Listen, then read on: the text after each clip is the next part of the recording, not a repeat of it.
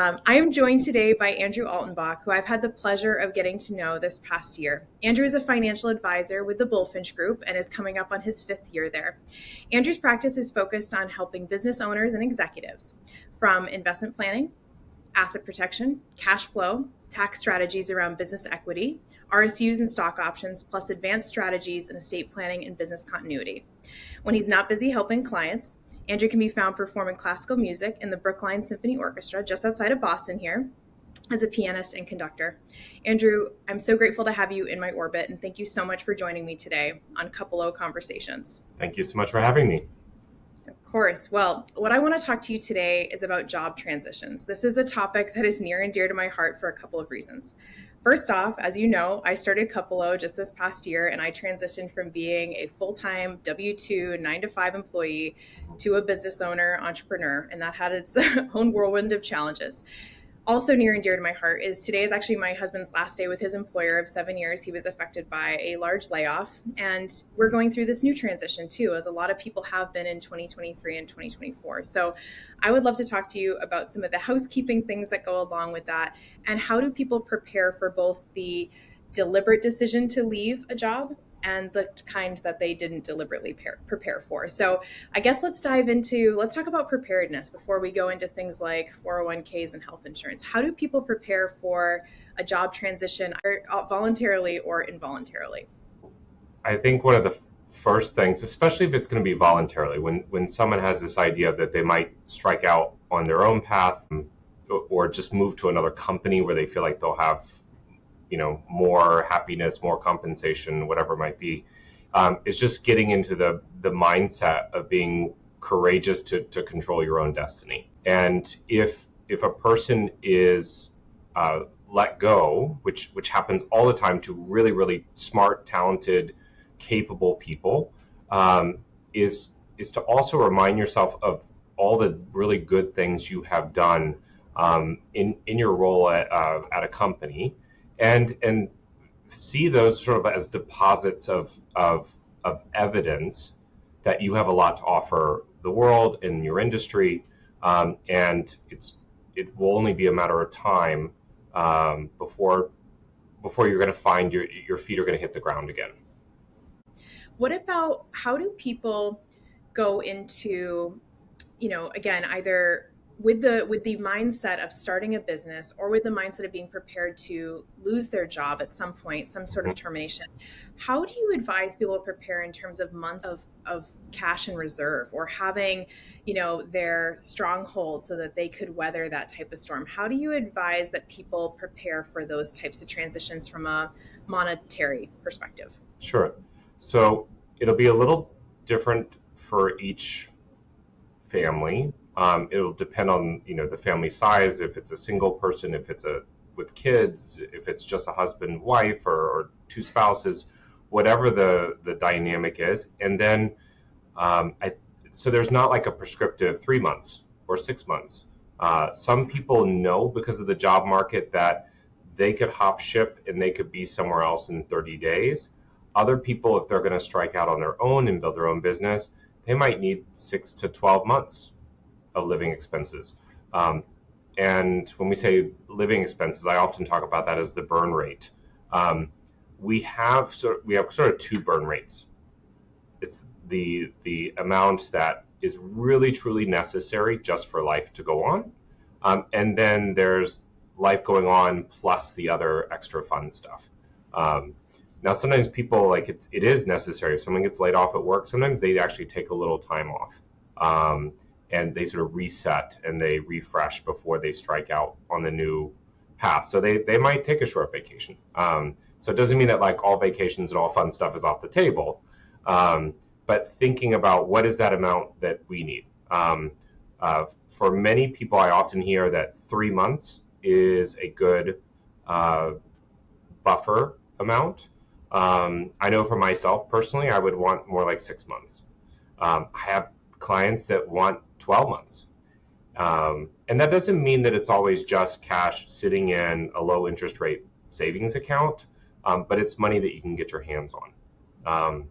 I will say that it's important for spouses to sit down and talk with each other about what finances mean to them. And that's not always the easiest subject to talk about. It's funny that we can have the most intimate conversations with our other half, and then you start talking about money, and you might not feel the same way about things. One person might feel differently about risk or amount of savings or expenditures per month is usually a very big discrepancy among spouses. Having some open conversations about that in advance is really helpful, because if there are, or when there are transitions, it can smooth that out. And it's not just a shock to say, oh, I didn't realize that you wanted 6 months on hand or 12 months on hand. I only wanted 2 weeks, right? It's different for everyone. Yeah, no, that's a really good point. I imagine you must have the privilege of being between, again, you said, partners in life who have very different viewpoints on this. And I don't know, does it make it easier if they share if they share all of their finances? Is that easier, or is it actually a complicating factor? I'm just curious if people, if that's something that, adds a layer of difficulty or ease depending on which approach people take. I know that people take different approaches that way. Yeah, it is different. I mean, as a planner, I like to think of life partners as planning for both of them, because I see them as a unit that's moving forward in life together. Depending on their background, how they were raised to think about money, what they have done before they got married, or they became life partners is really different. So people who are right out of college and they start their lives together and they might have a very different experience than people who are 58 years old and suddenly starting to build their lives together towards retirement. Again, I think having more open conversations, and sometimes that's good to have an advisor in the room. It's not like this is a therapy session, but it is a time where another person can ask direct questions and seek out specific answers. Yeah, no, that's a really good point. Going into some of the housekeeping stuff. So, when I made the decision to start Cupalo, I was amazed at how much I had not thought, frankly, of what went into it. Now, a lot of people going through a transition from being an employee to a business owner, or from being employed to unemployed, go from having a retirement account with their employer to Right. now, what do I do with it? So I would love to know, what are some of the strategies that you've helped people to look at when it comes to what to do with retirement, when either setting up their own business and leaving their employer, or involuntarily, or their employment being terminated and now they have their employment account still sitting with that employer? Sure. So when I like to say you need to have good documents, and as a starting point to understand what type of account it is, who's the custodian, meaning what's the investment company that holds those funds, are all the funds vested, or sometimes you're in a period where some money has been given but it's not fully vested. There's certainly there's 401k funds or 403b funds, depending on the employer, TSP. Then there's also things like RSUs and ISOs and NSOs, and that's a little bit of a different kettle of fish. But when it comes to rolling things over, if you're going into a new company, you do have a period of time where you can roll things over. You have to be a little mindful about if checks have been sent to you and in your name, and if you've endorsed it, and which I hope people shouldn't do, but there is a rollover process where you can do, and that when we say rolling over, that is a process where there's no sort of taxation. Most IRAs or 401ks, that's pre-tax money. So when you roll it over, it's not a taxable event.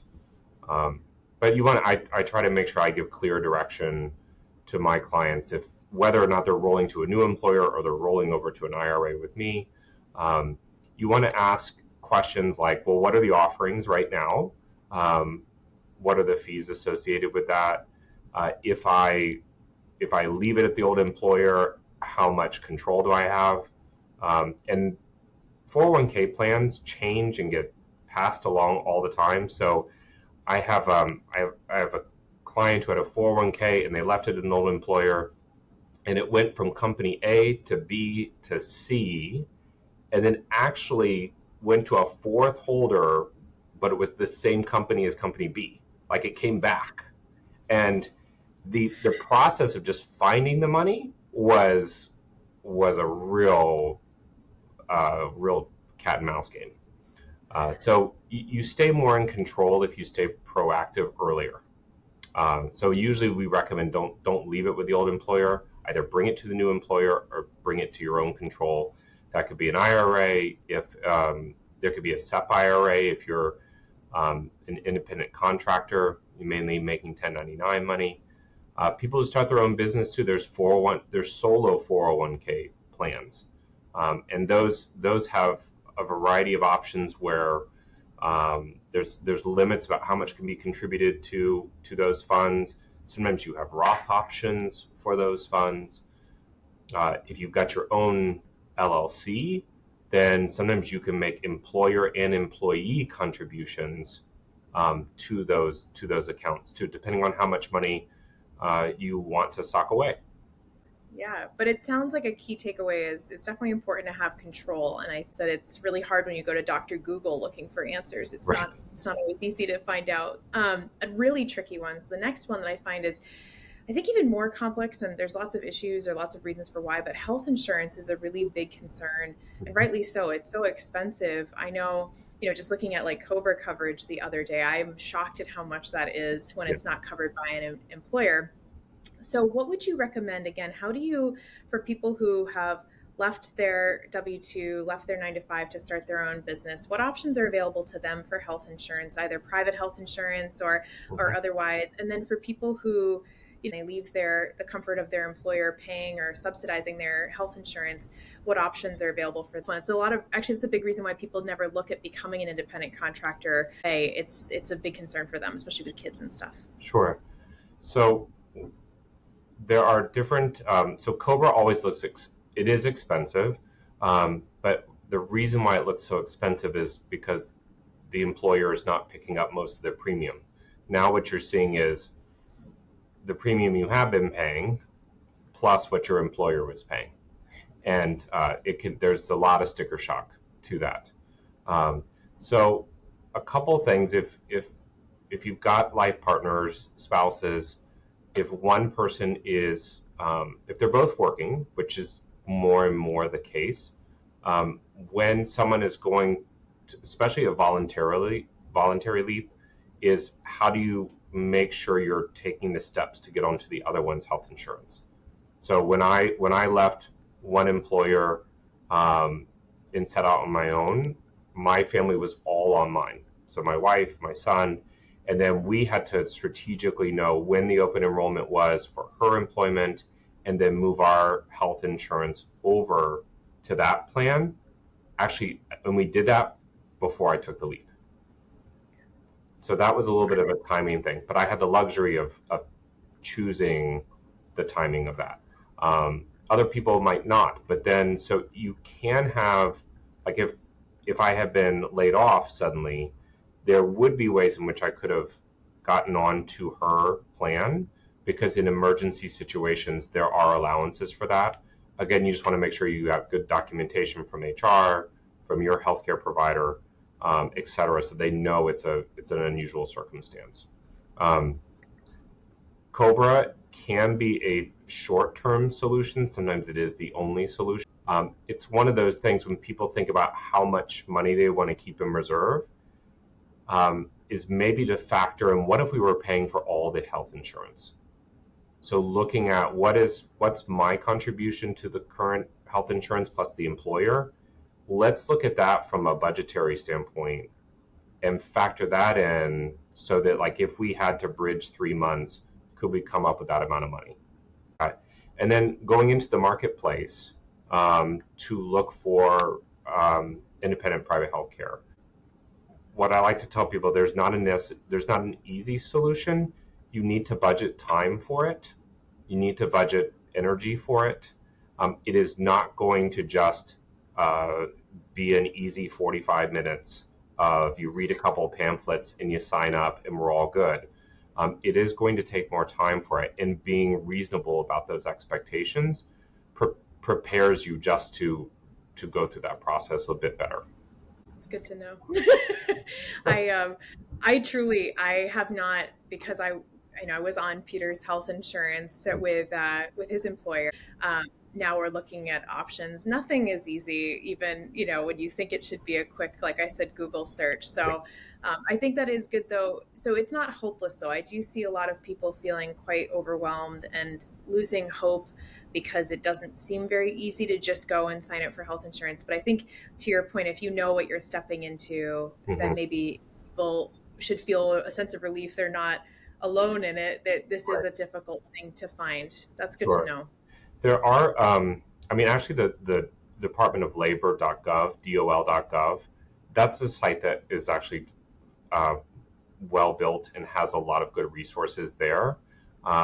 Be mindful, like anything, if you go on the internet, it's a big unfiltered space, and there are lots of grifters out there. If it doesn't have a real website to it, you don't want like health benefits .marketplace .funny stuff, right? You want to stay away from things like that, because it's someone probably trying to grift money. But some of the DOL.gov is a very good site for answering questions and at least starting to help a person look at what are all the steps involved. It will be a multi-step process, and think about how to work that into sort of bite-sized chunks. So it's not like I've got to make sure I get health insurance by noon. It's going to be, let me lay out the steps of the people I need to call, the documents I need to have assembled. And I'll just say, just reviewing that idea, having good documents, good organization in your life is really crucial. Whether that's you're keeping it in a file cabinet or you're keeping it in some type of online vault, whatever that might be, but just good, clear record keeping will make transitions far more easy. Is this a cautionary tale, I guess? Do you see a lot of people failing to have good practices around documentation? Yes, all the time. I think people are just really busy. They're busy and they're overwhelmed, and it's when things look big and daunting, it's easy to procrastinate. Estate planning, for instance, is not the most fun subject for people to discuss. It's not really like a Saturday night discussion. But I'm very passionate about making sure, and I'm not an attorney and I don't give legal advice. But for instance, I need to have, as a financial advisor, I need to have my clients, I need a power of attorney on file.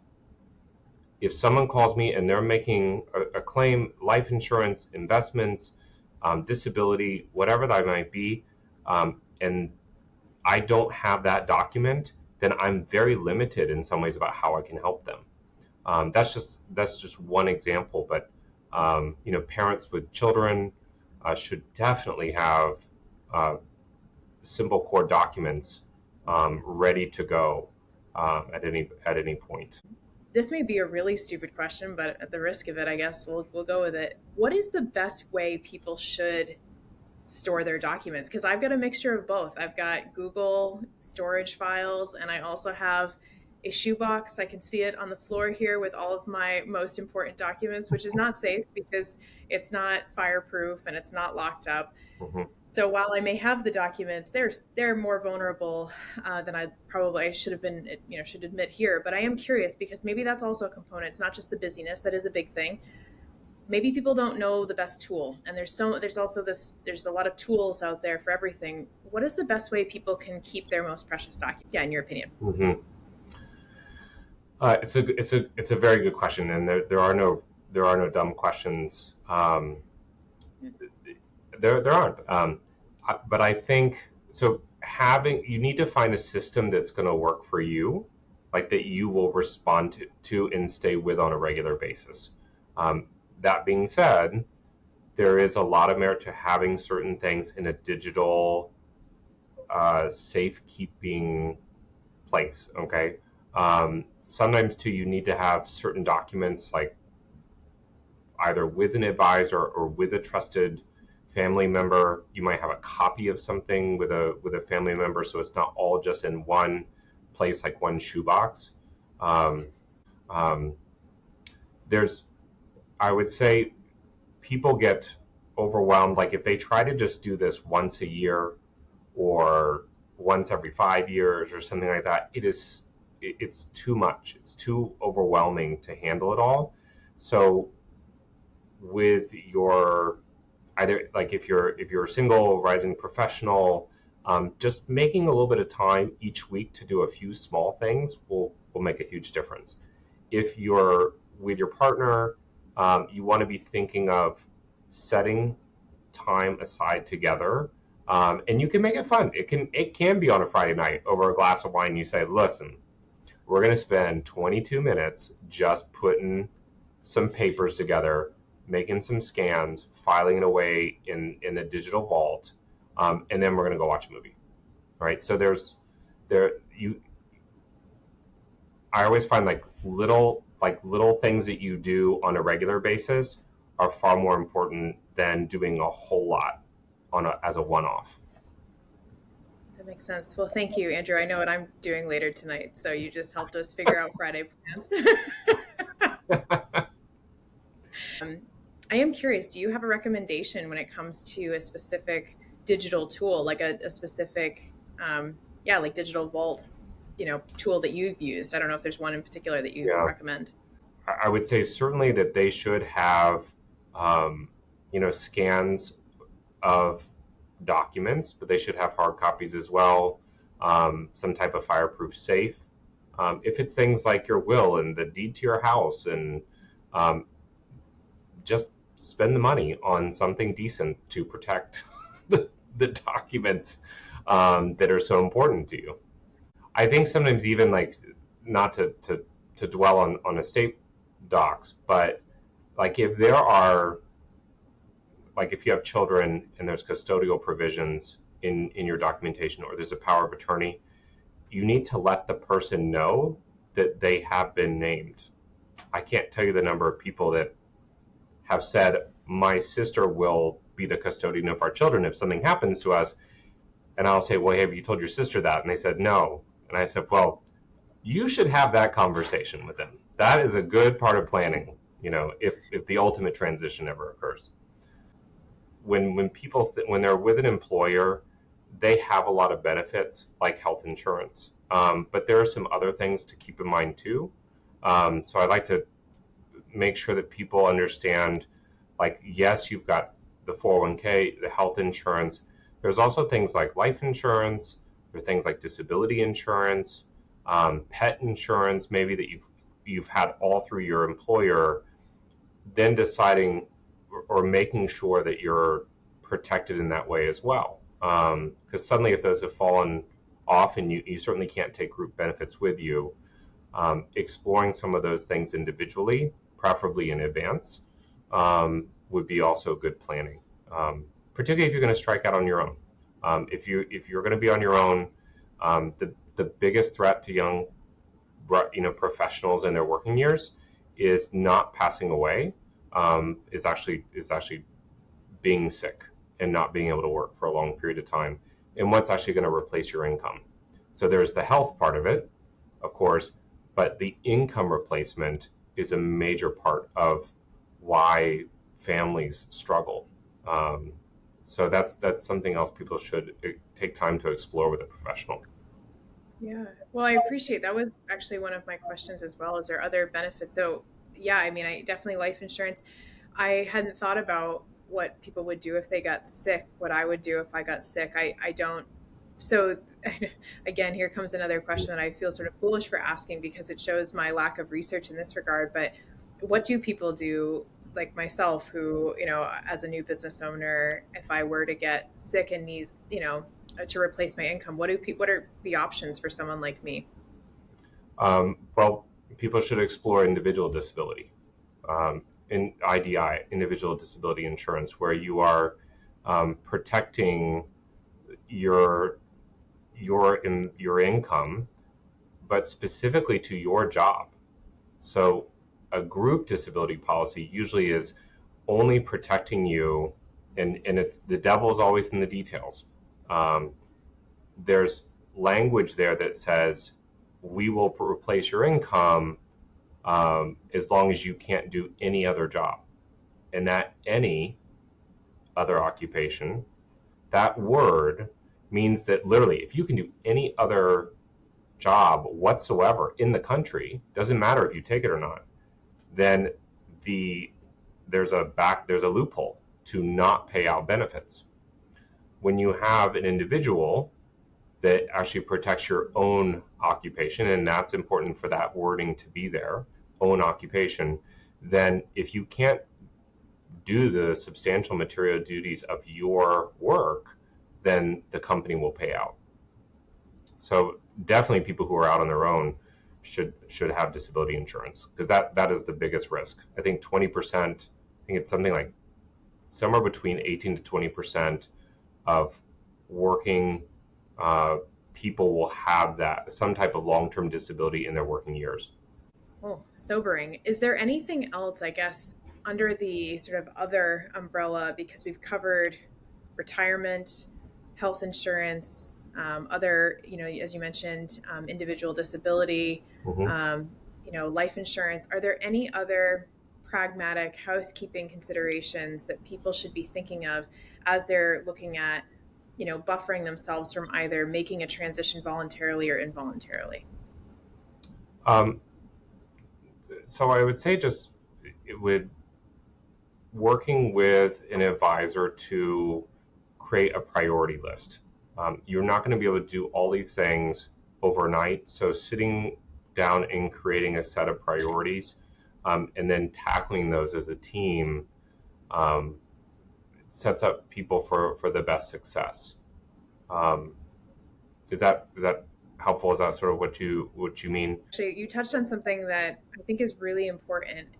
People have a hard time trusting an advisor or seeking out counsel, and I'm not one of those people, because as I've already revealed in this podcast episode, there's a lot I don't know, and I never will pretend to. It's never gotten me far in life to pretend I know something, but I think it's amazing how many people don't cut their own hair, don't paint their own nails, pretty simple stuff. They'll pay for that, but they won't pay for help with some of these more specialized, Mm-hmm. critical, complex things. And so I would love to talk more about that too. I think that, how do you overcome, because there must be objections that you see in your line of work, that people have a hard time welcoming an advisor to the table to provide the guidance and the shepherding through these things. So Mm-hmm. yes, if there's more details about what people should be considering, great. But I also would love to talk more about what people should know, maybe what people don't get a chance to really know about working with an advisor. So I think a good advisor they should be a good listener, and they should be a good educator. If they are anyone that I'm talking to, regardless of their background, their education, I need to meet them where they are and help bridge the knowledge towards whatever strategy I'm going to recommend. I'm going to spend more time understanding them and educating them about different concepts before I'm going to make any sort of recommendation. And there are plenty of advisors that will talk to a person for 3 minutes and look at a balance sheet and then say, you need life insurance, you need this much, it costs this much. And that's a real disservice. I mean, I can see why people would not like people like that. There should be more time understanding what are the goals of this family, how do they think about money, what's their sleep well at night number in terms of savings, what they want for their children, um, and then what are the concepts they understand now or feel like they understand. What are the things they have questions about? Like disability insurance is an example of something that has a lot of complexity to it. I think it's so complex at times that many even advisors don't understand it. And you need to be able to lay it out clearly as part of trust building. Yeah. So I think providing education and being a good listener, those are two major parts of, if someone doesn't have the time to spend listening to you or has either the expertise or the time to provide ways to help you understand concepts, whether that's investment, insurance, savings, whatever that might be, then don't work with them. Plain and simple. Yeah. You know, there are plenty of advisors out there. There's plenty of good ones.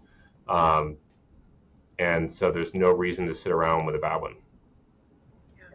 Yeah. And I think that like anything in life, you can kiss a lot of frogs before you find the prince. And sometimes it's hard to go through that, but it Right. ultimately, I do think it's incredibly invaluable. I've been preaching that since I started Cupalo, that this is not a journey to be done alone. And I think there's a lot of misinformation out there about people who spin up a business, spin up a side hustle. Like, they don't do it alone. There's a lot Right. of guidance that goes into it, and rightly so. But I think we live in a culture that likes to pat people on the back who are the solo warrior going out there to battle, and we love to praise people who are super independent. But I ultimately, like I said, there's a lot I don't know, and I would rather seek out expertise in a space. And to your point, education's a big component of that. I would love to learn. I teach me to fish, right? So I can Mhm. fish for life. I Right. I also want to be educated through that, not just told what to do. And Right. so I think that's a big component. I'm really glad you touched on the education piece. Yeah. I think anyone that feels very, very successful in life, they are very rarely alone. They often have at least some type of round table of advisors. And sometimes those are formal advisors, like finance, estate, employment advisor. And sometimes it's very informal. Might just be a mentor in their life or a spouse or life partner, whatever that is. But it's rare that a real successful person does everything on their own. I think that's a bit of a myth. Yeah, I agree. And I'm glad to hear you say that. It's maybe I have hope one day then of being a real success. I got a lot of people surrounding me right now. um, well, I guess two last questions for you here. What about for you personally? Because you made the transition, and then Mhm. in the last 5 years into this Mhm. space, what is something that you wish you had known? What did you wish that you had been advised of before you made a transition to a new career and took your life in a new direction? Is there anything that you can think of now that you wish you had known? Boy, you're going deep. You're going deep, Lauren. I'm learning more and more about what are the things that I want and what really motivates me. So um, I think when you're in business for yourself, you have to continually ask that question: what do I want?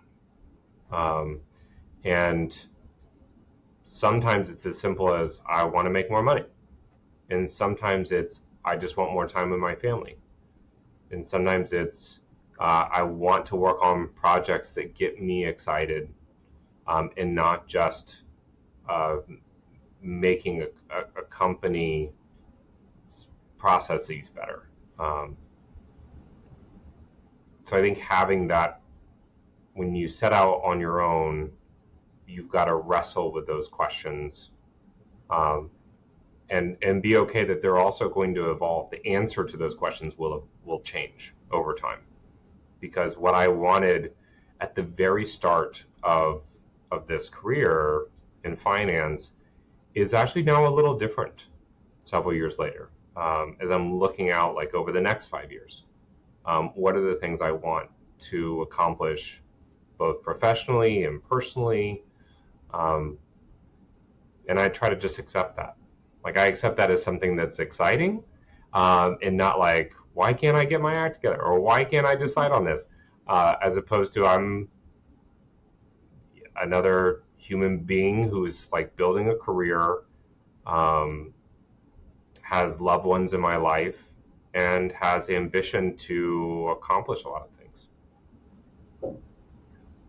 That's a great answer. I really appreciate you sharing that. I think that we should all get better, whether we're in business for ourselves or not, at asking ourselves what we want. More Right. often than not, we don't take the time to, and then we wake up one day and maybe we're shocked that we're miserable, or we're shocked that we want something different. And to your point, having a little patience with ourselves as we evolve and we change Mm-hmm. our mind. Right. And often we're frustrated sometimes by the fact that what we wanted even last week is not what we want today. Right. So as years evolve, those ideas evolve too. Right. Um, Last question for you. So in light of this, we're still early in 2024. What is top of mind for you? What's on the horizon for you personally or professionally? I guess, what do you want 2024 to be for you? Some of my role in my firm has been evolving, so I'm excited for that, both as an advisor and as a managing director.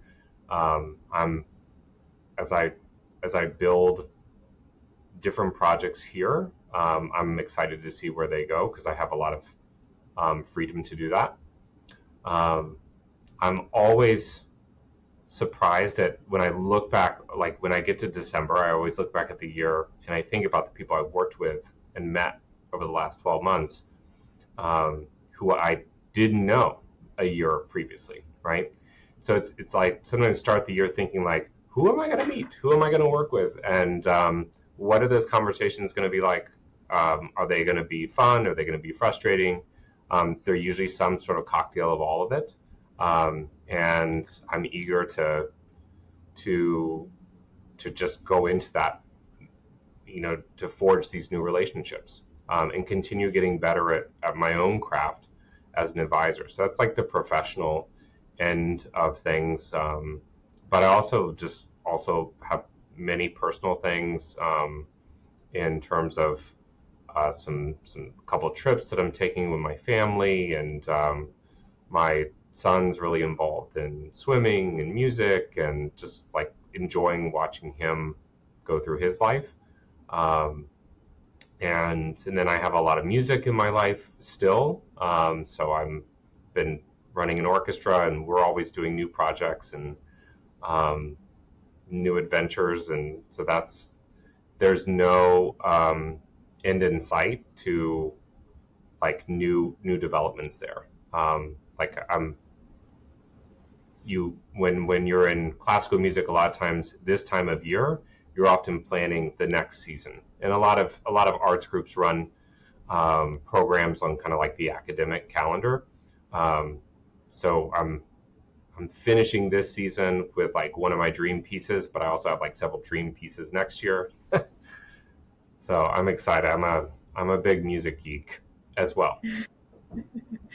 That's awesome. Well, I can't thank you enough, Andrew, for, like I said at the beginning of this, for being in my orbit, for sharing all of these insights today, because there's so many very scary things when life throws you a curveball, or even when you're the one behind that throw and you want to take your life in a new direction. Mhm. And there's a lot of pragmatic considerations to it. So I really appreciate you walking me through this. And you're someone who's, as the expression goes, eating your own dog food. You have gone through multiple transitions in life through your careers, and you've had to, take these into considerations. And you've also been a shepherd for many going through it on the other side. So thank you so much for joining me today on Cupalo Conversations, and cheers to the next 5 years of your financial career.